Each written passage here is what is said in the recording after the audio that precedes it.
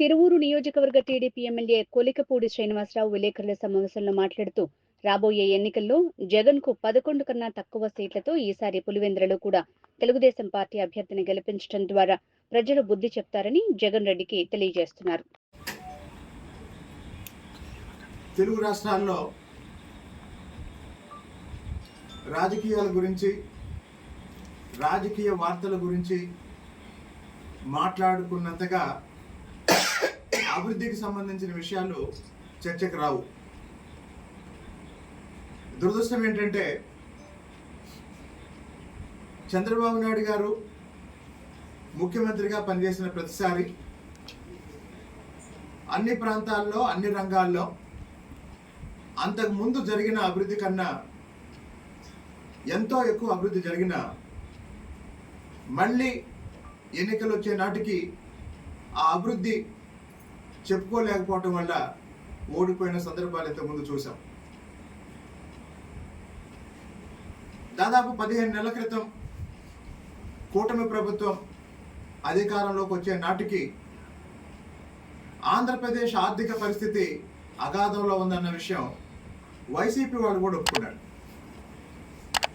మరి ఆర్థికంగా అగాధంలో ఉన్న రాష్ట్రాన్ని మళ్ళీ ఈ దేశంలోనే నంబర్ 1 రాష్ట్రం చేస్తాను అని చెప్పేసి చంద్రబాబు నాయుడు గారు ప్రజల దగ్గరికి వెళ్ళి మాకు అధికారాన్ని ఇవ్వండి, రాష్ట్రాన్ని అరాచక పాలన నుండి అలాగే ఆర్థిక అగాధం నుండి కాపాడుతామని చెప్పి ప్రజల మద్దతుతో ప్రభుత్వాన్ని ఏర్పాటు చేసి ఈ 15 నెలలుగా చంద్రబాబు నాయుడు గారి ప్రభుత్వం, చంద్రబాబు నాయుడు గారి నాయకత్వంలోని కూటమి ప్రభుత్వం నిరంతరం చేసిన శ్రమ ఫలితంగా ఈరోజు 2025-26 ఆర్థిక సంవత్సరం 2025-26 ఆర్థిక సంవత్సరం మొదటి త్రైమాసిక ఫలితాలు, ఫస్ట్ క్వార్టర్ అంటారు బిజినెస్ భాషలో, మొత్తం ఆర్థిక సంవత్సరంలో ఒక ఆర్థిక వ్యవస్థ ఎలా పనిచేసిందో ప్రతి 3 నెలలకు ఒకసారి మదింపు చేస్తారు. 2025-26 ఆర్థిక సంవత్సరం అంటే ఏప్రిల్, మే, జూన్ మొదటి త్రైమాసిక ఫలితాల్లో జాతీయ స్థాయిలో అంటే భారతదేశ ఆర్థిక వ్యవస్థ 8.8% వృద్ధిని రికార్డు చేస్తే, భారతదేశ ఆర్థిక వ్యవస్థ 8.8% వృద్ధిని రికార్డు చేస్తే, అదే సమయంలో ఆంధ్రప్రదేశ్ రాష్ట్ర ప్రభుత్వం 10.5% ఆర్థిక వృద్ధిని నమోదు చేసింది.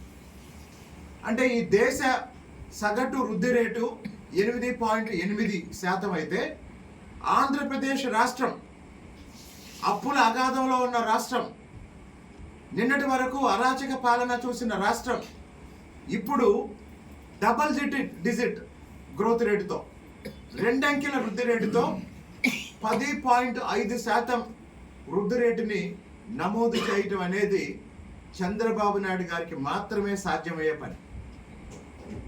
చంద్రబాబు నాయుడు గారికి మాత్రమే సాధ్యమయ్యే పని.